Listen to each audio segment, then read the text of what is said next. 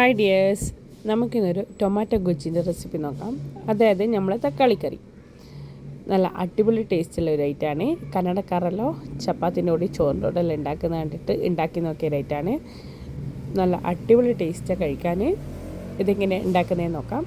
അതിനായി ഞാൻ ഒരു പാത്രം വെച്ച് അതൊന്ന് ചൂടായി വന്നതിന് ശേഷം അതിലേക്ക് ആവശ്യത്തിനുള്ള ഓയിൽ ഒഴിച്ച് എന്നിട്ട് ഞാൻ ഇതിലേക്ക് ഇടുന്നത് 2 മീഡിയം സൈസുള്ള ഉള്ളിയാണ്. ചെറിയ കഷ്ണങ്ങളാക്കി കട്ട് ചെയ്ത ഉള്ളി ഇട്ട് കൊടുക്കുക. എന്നിട്ട് ഒന്ന് ഇളക്കി കൊടുക്കുക. ഇളക്കി യോജിപ്പിച്ചതിന് ശേഷം ആവശ്യത്തിനുള്ള ഉപ്പ് ഇട്ടിട്ട് 2-3 മിനിറ്റ് ഒന്ന് അടച്ച് വെച്ച് വേവിക്കുക.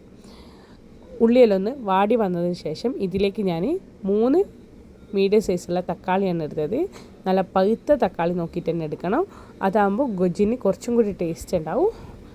ഞാൻ 3 മീഡിയം സൈസുള്ള തക്കാളി ഇട്ട് എന്നിട്ട് ആവശ്യത്തിലുള്ള കറിവേപ്പിലയും 2 പച്ചമുളക് ചെറിയ കഷ്ണങ്ങളാക്കി കട്ട് ചെയ്തതും ഇട്ട് മൊത്തത്തിലൊന്ന് ഇളക്കി യോജിപ്പിച്ചതിന് ശേഷം 2-3 മിനിറ്റ് ഒന്ന് അടച്ച് വെച്ച് വേവിക്കാം.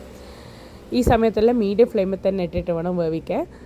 തക്കാളിയിലൊന്ന് വെന്ത് വന്നതിന് ശേഷം തുറന്നിട്ട് മൊത്തത്തിലൊന്ന് സ്പൂൺ കൊണ്ടൊന്ന് ഉടച്ചു കൊടുക്കുക. 2-3 മിനിറ്റ് ഒന്ന് ഉടച്ചു കൊടുക്കുക. തക്കാളി ഉള്ളിയെല്ലാം ഒന്ന് ഉടച്ച് ഒന്ന് സെറ്റാക്കി എടുത്തതിന് ശേഷം ഞാനിതിലേക്ക് 1/4 സ്പൂണോളം മഞ്ഞൾ പൊടി, അതുപോലെ തന്നെ എരിവിനാവശ്യത്തിനുള്ള മുളക് പൊടി, 1/4 സ്പൂണോളം ഗരം മസാല, 1/2 സ്പൂണോളം സാമ്പാർ പൊടി. ഇത്രയും ഐറ്റംസാണ് ഞാൻ ഇടുന്നത്. ഇതിൽ സാമ്പാർ പൊടിൻ്റെ ടേസ്റ്റ് കുറച്ചും കൂടി മുന്നിൽ നിൽക്കണം. അതാകുമ്പോൾ ഈ ഗൊജ്ജിന് കുറച്ചും കൂടി ടേസ്റ്റ് ഉണ്ടാവും.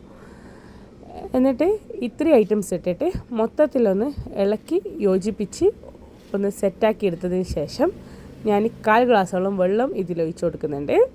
ഒന്ന് മസാലയിലൊന്ന് വെന്ത് ഒന്ന് സെറ്റാൻ വേണ്ടിയിട്ടാണ് ഞാൻ 1/4 ഗ്ലാസ്സോളം വെള്ളം ഒഴിച്ച് കൊടുത്തത്. അത് ഒഴിച്ച് ഒന്ന് അടച്ച് വെച്ച് 2-3 മിനിറ്റ് ഒന്ന് വേവിച്ചെടുക്കാം. അതിന് ശേഷം ഞാനിതിലേക്ക് മല്ലിച്ചപ്പാണ് ഇട്ട് കൊടുക്കുന്നത്.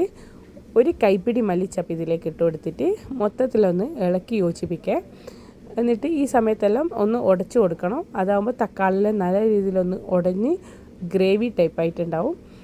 എന്നിട്ട് ഞാനിപ്പോൾ ആ ഉപ്പ് നോക്കിയിട്ട് ഉപ്പിൻ്റെ കുറവുള്ളത് കൊണ്ട് തന്നെ ആവശ്യത്തിനുള്ള ഉപ്പ് ഇട്ട് മൊത്തത്തിലൊന്ന് ഇളക്കി 2-3 മിനിറ്റ് ഒന്ന് വേവിച്ചതിന് ശേഷം തീ ഓഫ് ചെയ്തു.